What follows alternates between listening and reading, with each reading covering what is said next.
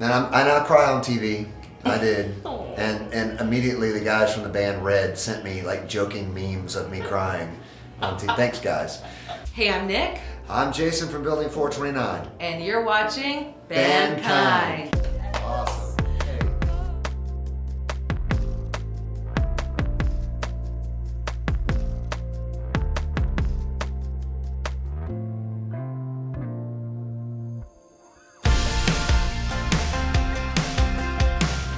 Hey. Hey, it's Nick from Bandkind, and I am here with Jason Roy. Hi. Building 429, unbelievable. You're just in a really heated ping pong I was. It was tournament. very important. Backstage, yes. You know, this Jeremy camp, I was telling you this, like Yes. he's strong, he's muscular, he's all those things, but it sure is fun to occasionally beat him to something. And praise God that happened tonight. Yes.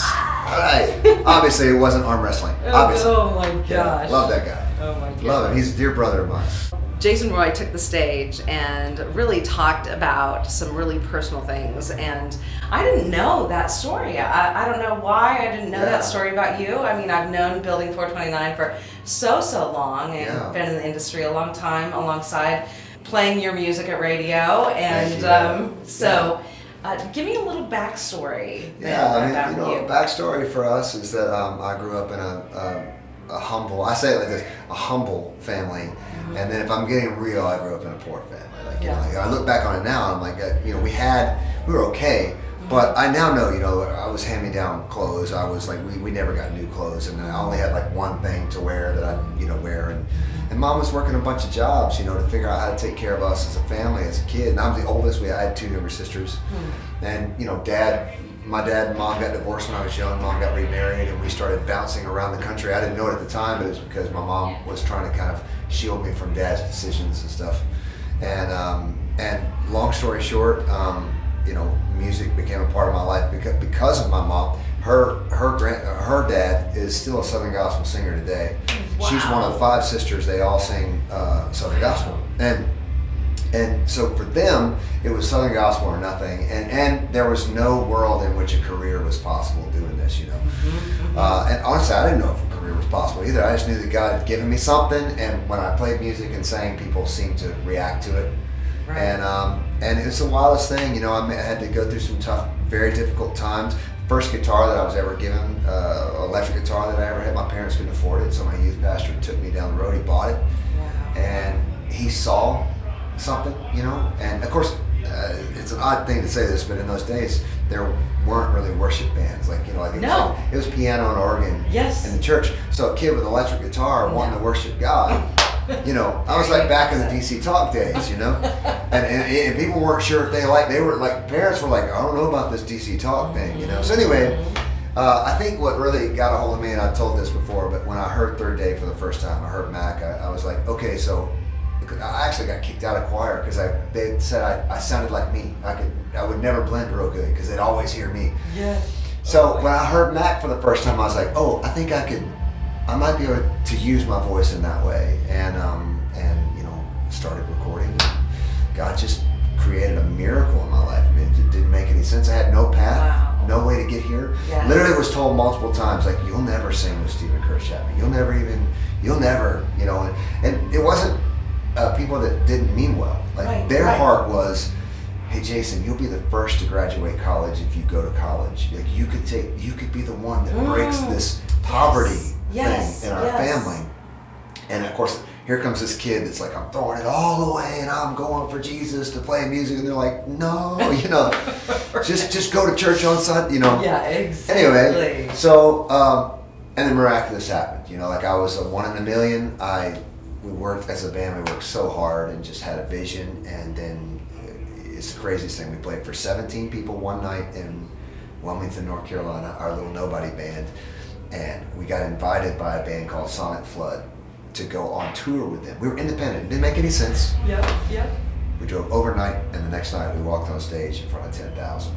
And then 4 months later, our first song called Glory Define went #1. And Such a great song. and off we go. And Yeah. And here we are now. Yes. You know, some 20 some odd years later. Oh and my just goodness. There's just so blessed many me. quality singles. Oh, thank you. You know, so many, all of them. And your voice just consistent and it's still yet growing and transforming, but still very familiar and grounded. And I love it, you know. Yeah, always working to find new things. But it's funny. Every time it's so funny. Like we were talking. There's an artist named Plum. Yes. And she's a dear friend of mine. Tiffany Arrow. Yeah, Tiffany Arrow. I love her. And our kids actually, we used to drive our kids to like music school together. And anyway, we were talking one night late. I was like, wait, like prank calls. What would you do if you did a prank call? And she looked at me and she said, you could never prank call anybody. They know you're Jason Roy. I was like, oh, okay, whatever. So yeah, that's hilarious. It's a gift and a curse. It's not a curse, but it's like I'm uniquely me. And honestly, I struggled with it for years because I actually wanted to sound more like Bart. You know, I wanted to sound more like a tenor. And I went and had, this is true, I'm sorry I'm talking too much, but I went one time to Vanderbilt Vocal Clinic, and the voice lady did a scope of my throat, and she looked at me and she said, you could either call it deformed vocal cords or perfectly formed vocal cords, because you sound like you because God made you that way. You're not made like everyone else. You're different. What? And when she told me that, I was like, for the first time in my life, I was like, I'm not a mistake.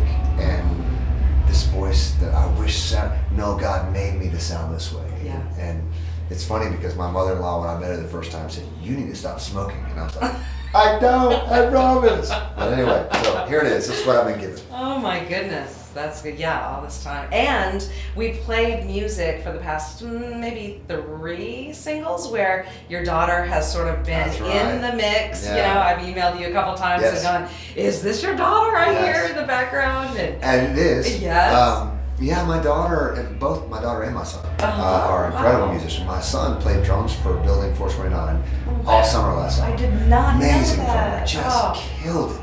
But now he's off to school, so he's got to move on. But my daughter, I have a studio, and I've been working in the studio for years. And along the way, I'd be like, I wonder what this would sound like with a female harmony. And I was calling people to come do it. And then one day I was like, I heard my daughter singing her whole life. I was like, hey, Haven, jump in the vocal booth. And she just crushed it instantly. And I was like, okay. So she became kind of my all-time BGV singer. Yeah. And she grew and was in the room when actually co-wrote a song for Building 429 one time. Wow. And then next thing you know, we recorded a few songs for her, and she gets a call out of the blue, unprompted, not a part of our plan, from the producers at American Idol, and they say, hey, would you be willing to come and try out? And she came and told me that. I was like, no, we're good, babe. She goes, Dad, I don't know. I think I would actually like to try it. And I'm like, all right, well, you need to understand, I don't care what they say about you, who you are, and what you are, you're set in stone. Like God has a plan for you, She's like, I know, Dad, I know, but I want to do this.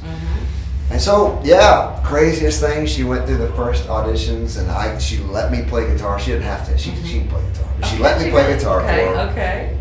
And her auditions, just every time she auditioned, they kept saying, "Oh, yeah, we're gonna move you to the executive producers." And we auditioned from our house, which was cool. Wow. And the next thing you know, she's in Las Vegas in front of Lionel Richie and Katy Perry and Luke Bryan, and just absolutely blew my mind. Sitting next to my daughter, playing the guitar, watching her face her fears, watching her go, the world may say something about me, but I do not care. I've come here to be me and to do what I'm called to do, and just step on it. And when we finished playing the song, Katie jumps up, Lionel Richie jumps up and freaks out over my daughter. I'm just like, mind blown. Yes. So, wild ride. But I'm so proud of her. Her name is Haven Madison, and you need to follow her and wait till you see what the way that she's going to be a witness for the Lord on the show. You wait and see. It's going to be really cool. I love it. Yes. One thing I like about Haven is that it seems like she has a good low tone, but she also has that like strength when she gets up high. She does. Yeah. And that's really rare. And I go back and listen to Building 429's stuff, some later stuff, and you'll hear her doing that. Absolutely. Well, she does. I'll be honest. She has more tools in the bag than her dad does. Wow. But thank God. Yeah. Oh God, like you just created such a gift, and I cry on TV, I did. Oh. And immediately the guys from the band Red sent me like joking memes of me crying. Thanks, guys. But it's just a blessing and a half, and we're on a journey. And man, you wouldn't believe how many. They're sending me videos of the contestants singing worship songs backstage. So I don't know what's going on, but we're excited about it, and God's got her in the palm of His hand. So go Haven. Do you think Haven's a songwriter? Oh, well, she wrote the song she auditioned with. What? Yes. Yeah, it's called 15. Oh my goodness, Yeah. that's an even harder audition, right? Oh yeah, well Yes. yeah, that's taking a huge risk. Yes, very big risk. But it's also betting that who you are is enough. Wow. And that to me was Identity. what wrecked me. The lyrics of the song, the bridge specific says, "I got a heart that's full of questions. I guess I'll find out as I go. I'd rather try to run the distance than live in fear and never know." Wow. And I'm sitting beside her, just playing the guitar, hoping to God that I don't screw up. Her like I've played guitar for 35 years, and I'm like shaking. Don't mess up. And she gets to that line, and that's when she kind of shifted into a different gear. And just watching your dream as a parent, my dream as a parent, and my hope is that the world would see what I see. Wow. Right?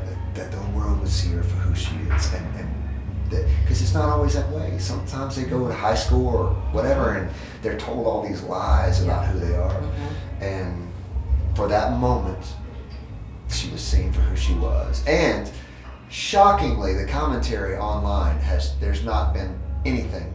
Wow. Which was, as a father, you worry about that. Of course. So anyway, that's just amazing. So excited. Her mom and I are doing I was that. just gonna say, what does Mom say? Oh, Mom is just over the moon, and Mom is a character person, meaning Mom, all your talent in the world means nothing if you don't have character. And so she's the one that's kept me straight for a long time. So she's constantly, she never really challenges on the music. She always challenges on the character. What is this music saying? What is it? Wow. Okay. What does it convey? Does it convey that there's a hope, or does it convey that there is no hope? Does it convey that boys are the whole world, or does it convey that no, in myself I know that I'm enough? Because she's kind of in the pop world. Yeah. And I'm really proud of it. And Mom's obviously, there's some videos online. If you follow her on her Instagram, you can see Mom's freak out when she walks in and shows the golden ticket, because she's an actress too. She walked in and acted like she did not get it. No way. Oh yeah, it was awful. Mom was like, "Don't you ever do that again." Yeah, exactly. So, anyway, pretty cool. Oh my goodness. Yeah, that's great. What does your son think of it all? My son is like, he's a little bit like, yeah, well, of course. It's kind of, yeah, of course. Okay. But he's excited. Right. But he's also kind of like, yeah, he's the brother. that we always knew this about her, and in an odd way. She's doing it 1 year before I wish she would have, because she's a junior. Okay. And for me, I was always like, hey, let's wait till we finish high school. Yeah, So right. for me, it's like this kind of little diamond that we've been kind of, and she wanted to go. And so now we're just like trusting the Lord and being like, oh, it's like a runaway snowball thing too, down a hill. Yeah, right. It's not like you're pushing it up the hill. With her, for some reason, it's just like, whoa. And wow. Trying to figure it all out as it goes, and trying to honor the Lord and make good decisions. Wild. I never thought that the artist would become like the dad that's like, go baby. But I told her last night, I said, just so you know, Dad played arenas before you did. Don't you forget it. Just so you know. Yeah, I love it. So what's next with you? What are you working on? Oh, or you don't have time. No. Yeah, you wouldn't believe it. It's so cool. I'm actually, God has just opened up so many opportunities as a songwriter. I'm writing a musical right now for a film that's about to be made, and I'm knee deep in that. And when that comes out, trust me, the world will know when it comes out. It's a big deal. So it'll be really cool. I produce for a lot of people, but now because of Haven's jump into everything, I'm producing a lot from her. Yeah. And writing, obviously, for Building 429. Like I'm in a place now where I have so many things going on that I can take seasons where I kind of don't tour as much, right. And I work on writing for Building and just kind of honoring the legacy, 20 years of trying to create music that's going to impact people where they are, and so that's what I'm up to. That and now I get to share. I get to actually speak more and preach a little bit. Yes. It's just really cool. Just I love it. Grateful for all of it. Oh my goodness. Well, we're grateful for all that time that you've invested in music and songwriting, and it pays off so well. And you heard from the crowd tonight. Yeah, it's cool. They love you. It's cool. It's cool. It's very, very They're not tired of me yet. No Thank way. God. No Thank way. God. I love it. Thank you so much, Jason Roy from Building 429. Thank you. Awesome. Okay.